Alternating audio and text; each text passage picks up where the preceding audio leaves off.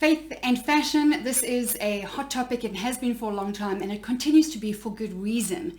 But I'm just going to get straight to the point. I think that the question of can faith and fashion coexist? I think it's the wrong question. It's not, is there faith in fashion? Can we have faith in fashion? Can the two meet and collide in the street? It's where is your faith in fashion? Where is God in fashion? Because let me ask you a question. Isn't he in everything? The answer is yes, if you believe in the same thing that I do, and most of us here do. So in this community that we've built here at Linda Page called Arise and Shine, Dress to Connect, get up, dress up, be a bold light on a hill. That is the call to action if you are a woman who lives by the scriptures, because it's in there.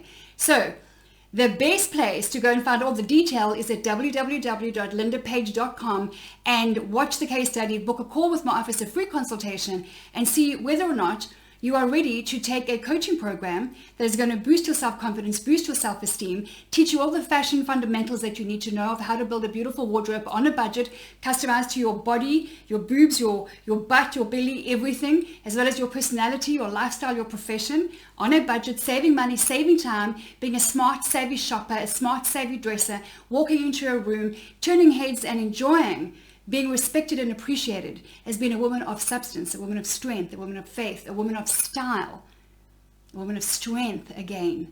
Because there is strength in what you wear. There is power.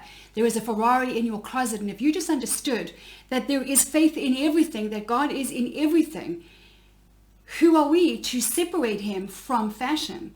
Careful now. Because that's what you're doing. You're categorizing him, you're minimizing him, and you're just kind of conveniently compartmentalizing the God that you serve, who is in everything that we do. Fashion is not fickle, and looking good is not vain.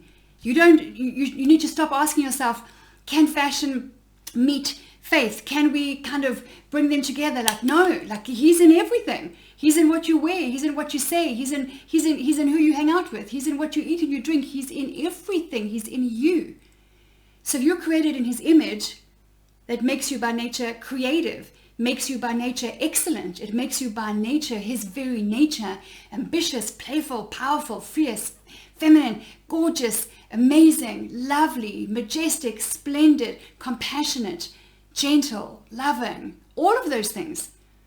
And he's in everything, which means he is in the very garments on your body that you choose to wear.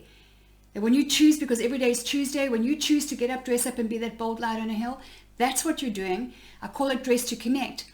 When you dress in a way that is eye-catching, it is conversation starting and relationship building, and that's what life is about, is building relationships to bring love and influence and impact and bring something powerful and beautiful and valuable to your corner of the world. So if that's you and you've been thinking, I read an article the other day, and this is why I don't do research out there. I don't go and read things about, and maybe I should because it fires me up and I'm fired up enough anyway as it is without all of that. But there's this beautiful Christian woman, gorgeous, who's very influential, and she was writing an article about, there is, faith in fashion, this. I'm like, great. And she was talking about, all the things, and about halfway through the article, I'm like, this is fantastic. And I was about to share her article. And then she started talking about, so maybe one day faith and fashion can meet in the street. Maybe once, so no, I don't agree with that, because our faith in God, he's in everything. He's in everything. They don't have to meet. It's in there. It's all mixed. It's all together. It's all a mishmash of beauty. And your spirit of beauty is a gift. It's a talent. And last time I checked, if you don't use your talent, you will lose it. It has a purpose. It has a power, your spirit of beauty. So, and then I read further on, and regrettably she started talking about moderation. I don't find moderation anywhere in the scriptures, not anywhere. And I've got the original translation to the first English translation, the ISR. Nowhere does it talk about moderation at all. It talks about a spirit of excellence, talks about never being lacking in zeal. It talks about passion, talks about commitment. It talks about loyalty. What do you think a professional athlete does? You think they're moderate? Do you think they just have, because moderation is not self-control.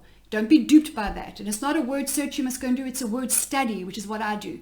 I study the word, and I study words and the origin and the Hebrew meaning, and then the Latin meaning. And there's the original source and root of the meaning of the words is paramount. So you have to Study it. Don't search it. Don't outsource your faith. Don't outsource your health. Don't outsource your personal style. In my coaching program, I put into the hands of my clients the tools that I've been using on myself for all these years. So moderation is not something that I believe in. Steadfastness, yes, absolutely. That's a very different thing. Moderation is avoiding extremes. Well, let me ask you something. Do you think that the professional athletes who give all glory to God when they win and they carry away gold medals and trophies, do you think that they are moderate? They're not. They're obsessive about their game. They're obsessive about winning. They think, sleep, eat, drink, talk, nothing else except this thing. That's not moderation. So when it comes to getting up and dressing up, this is a long conversation, maybe for another time. I've just hopped on here at the end of my day to tell you, as a woman of faith from one to the other, modesty is a good thing. Moderation, I don't buy for a second. Every single chapter of my coaching program ends with powerful, beautiful evidence that God does care about what we wear. And in fact, he's very specific about the call to action in the area of garments, clothing, and color. Very specific. So don't let anyone else tell you different. It's Tuesday. You choose to get up, dress up, and be a bold light on a hill. And here's the good news. Style is just a skill. It's just a skill. Like baking a cake, there's a recipe, there are ingredients, and there is a methodology. Once you mix it all up in the right way, and you get a good solid foundation for how you do that, you do it again and again and again, you get better and stronger and more creative and bolder. And you walk out your front door every day knowing that you nailed it, whatever you're getting dressed for. And you don't work from home in your PJs. Okay, come on, the time is up for that.